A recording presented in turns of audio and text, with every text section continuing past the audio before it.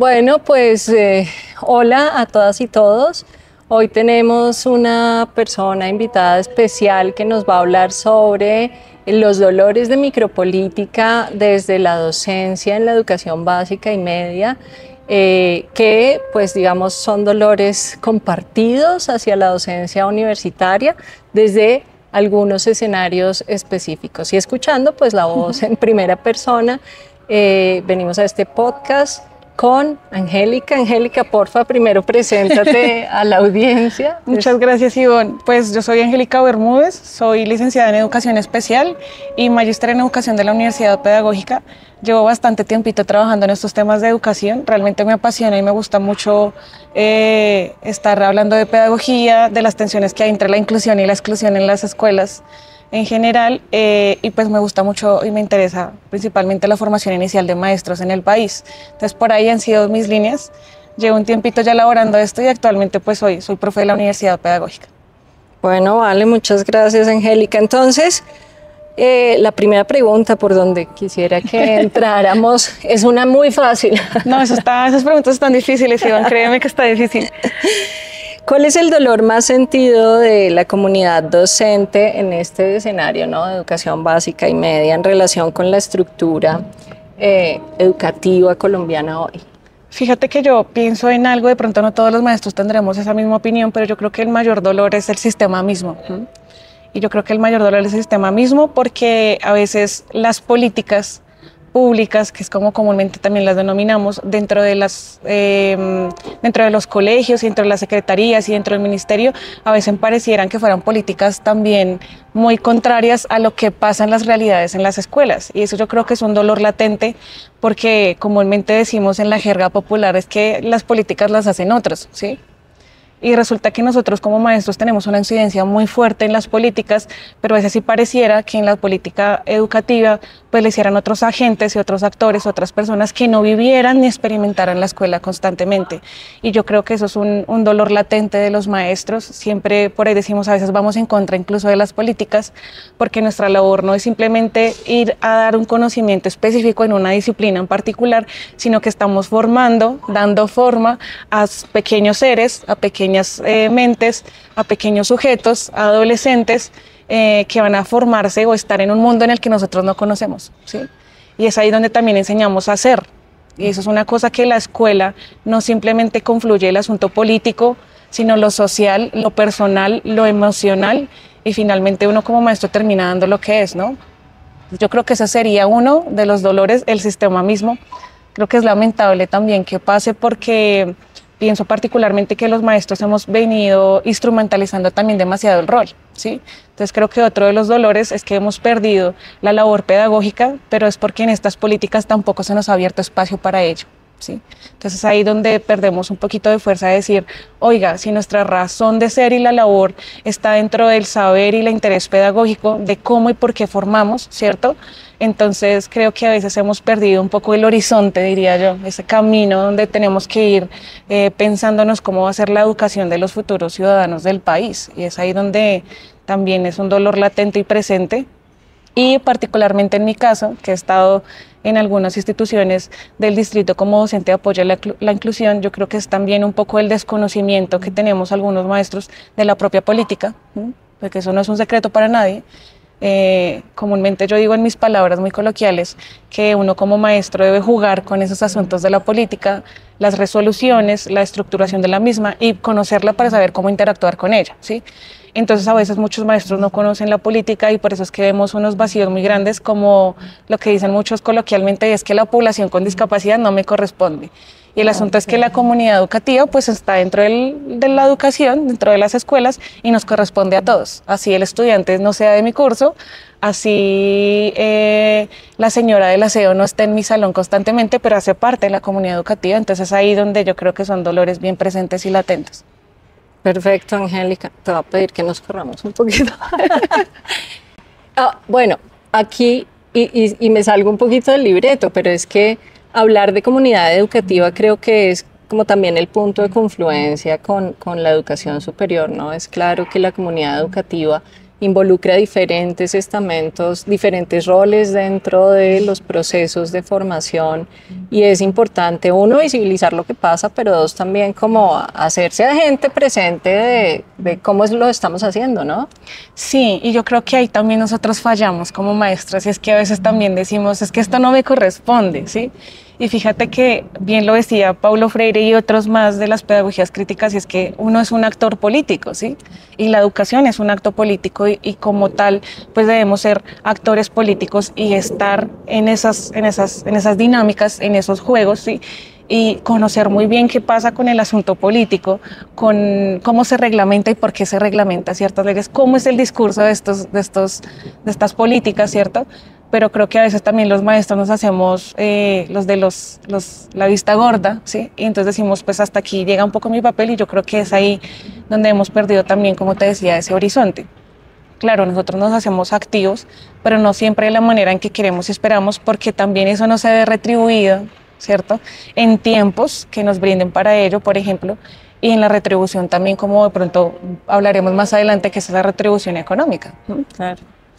De acuerdo, bueno, Angélica, entonces la otra pregunta es esa relación entre el bienestar docente y la excelencia en la educación, para ya no hablar de calidad de educación, sino de excelencia y de más bien el proceso formativo.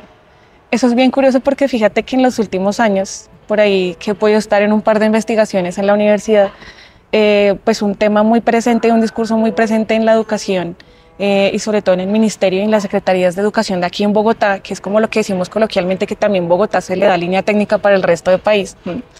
Se viene hablando mucho del término calidad educativa, pero entonces también la pregunta entonces sería ¿qué es la calidad educativa y en qué términos abordamos la calidad educativa? En irnos en concordancia con las pruebas PISA, con las pruebas saber, eso sería una calidad, o si como ciudadanos o una política de Estado está pensarnos en ser ciudadanos con unas competencias para servirle a nuestro país, y que también tengamos una idea del ser, del desarrollo del ser, bien lo dice Nussbaum, ¿cierto? También que está involucrada en nuestras políticas, pero entonces creo que el asunto del bienestar es una cosa que confluencia y se configura con muchas otras cosas, y es que tiene que ver cómo los maestros llegan a los colegios del distrito, principalmente, que es allí donde he podido tener también mi experiencia, y pues la excelencia depende mucho, ¿sí? Depende mucho también de esa autonomía, pero entonces esa autonomía también se ve, por así decirlo, mediada por los estándares, por las competencias, por los derechos básicos de aprendizaje, ¿sí? Entonces yo a veces también me pregunto cuál es la autonomía docente y cuál es nuestra autonomía en las aulas, si se supone que debemos seguir un libreto como los derechos básicos de aprendizaje, como estas competencias, y entonces también sigo con la idea de pensarnos como qué tipo de ciudadano estamos formando en el país, ¿sí? Entonces creo que el bienestar docente es una cosa bien compleja de entender, porque en la mayoría de colegios del distrito, como bien te decía, los maestros tenemos que jugar con la política, y esto es una temática que jamás se aborda, ¿sí? Yo he conversado con varios colegas y les digo, la idea del bienestar docente debe ser que por lo menos en cada institución, o mínimo en cada dirección local de educación, haya algo en donde se esté enfocado al bienestar docente y al personal humano que trabajamos. Pues ¿por qué? Porque los profes no trabajamos con un robotcito, no trabajamos únicamente en una sala científica donde hacemos experimentos, ¿no? Sino trabajamos con un montón de cabecitas, un montón de mentes distintas, en donde en el aula confluyen muchas diversidades de estudiantes, ¿sí? Muchísimas.